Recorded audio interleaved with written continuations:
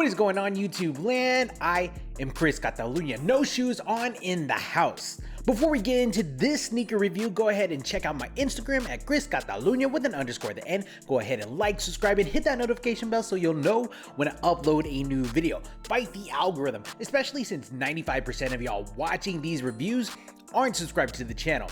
I'd appreciate the support. This video would not be possible without the efforts of Kicking It ATX.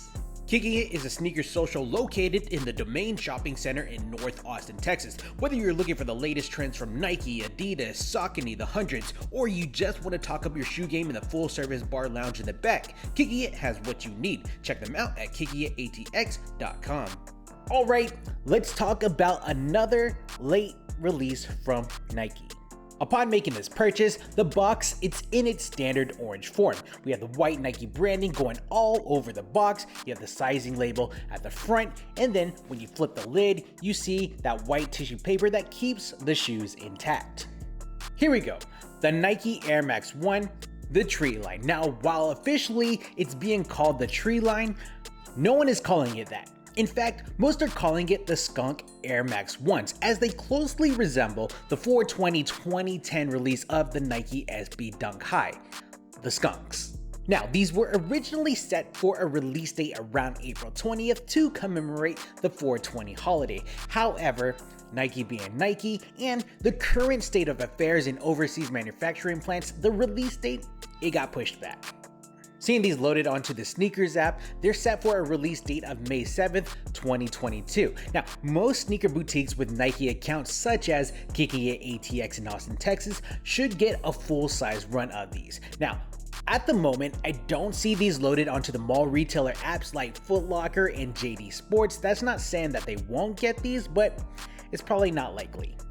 Retail is set for $150 USD, add tax and VAT based on where you reside. Looking at resale, looking at StockX and GOAT, just before the release, a week before the release, these are selling between $200 and $250 depending on the size that you need. Not sure how these will fare once the release happens, but it seems that Air Max 1 heads, they really want these. This 1987 Air Max 1 silhouette gets the skunk dunk treatment, and on first impression, you can see how that colorway translates, but it's not one-to-one. While employing similar materials, the skunk dunk, it has more of a tattered feel and look with that hairy suede going on, but these, the SKUNK Air Max 1s, are like a classier version of those. Let's delve in. The upper is composed of several different textiles and 3 main colors. You have the green suede that makes up the mudguard that wraps all the way around the base, all the way to the heel. Now, while we're back here, you have that Nike Air Max that is embroidered onto the heel in a shiny tan finish. It looks pretty good. Tan colored felt forms the quarter panels on both the lateral and the medial sides of the shoe. Looking at the collar, you'll see that this is done in a copper satin finish. It's pretty shiny, giving some of that classy vibe that we were talking about. And this, it complements the tan mesh vamp at the front or at the toe of the shoe, enabling breathability to the foot. And of course, that last main color, that light Bordeaux found on the Nike swoosh. The only thing done in a hairy suede on this shoe. Now, this swoosh, it looks pretty clean on both the lateral and the medial. Unfortunately, we're only provided with one set of flat-shaped polyblend shoelaces. Obtaining a green color, you'll see specks of purple and light Bordeaux going around. Crowned atop the tongue, a black woven label with Nike Air Max in purple is present. Getting inside, the sock liner is a tan cotton that is padded all the way around the ankle. Removing the insole, I like the design work taking place. It's a sketch piece of the outsole spread across with purple Nike branding at the heel. Now, this fabric is placed on a thin piece of gray foam insole that provides little to no support and cushioning. Now, swap these out for some Heffelux or your own orthotics if your feet require something more functional. Moving on, the white midsole is composed of an EVA foam. In layman's term, it's a compacted foam. Staying true to the Air Max 1, the bubble sits at the heel. Inside this chamber are gases that aid when your heel impacts the ground, acting much like your car's shock absorbers. I love when you look inside that the chamber structures are done up in purple. At the bottom of the shoe, we call this the outsole, and it's done in its signature form of an Air Max 1, just done in a black blown rubber component, where you have the square or the waffle designs featured in the top half, and then the grids towards the heel.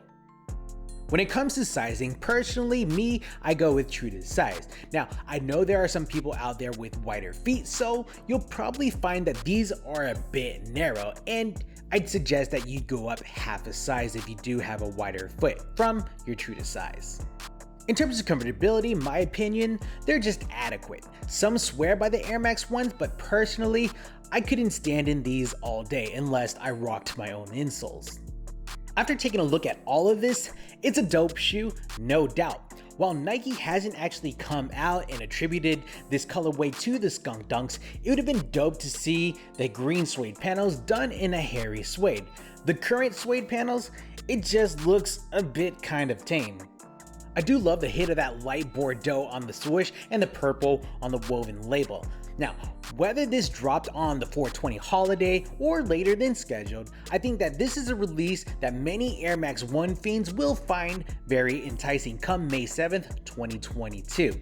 And at the $150 price point, there really isn't a reason on why you shouldn't make the attempt at getting these. Alright guys, I think this is a good stopping point for this video. What are your thoughts on the Nike Air Max 1 Treelines? Are you calling it the Treelines or the Skunks? How do you feel about holiday themed shoes like these and the Halloween Dunks dropping on a date after the holiday has occurred? Let me know your thoughts down in the comments below. Go ahead and check out my Instagram at ChrisCatalunya with an underscore at the end. Go ahead and like, subscribe, and hit that notification bell so you'll know when I upload a new video. Fight the algorithm. I'd greatly appreciate it. Thanks for kicking it with me. I'm Chris Catalunya, and we will check you next time. Cheers. Sige na.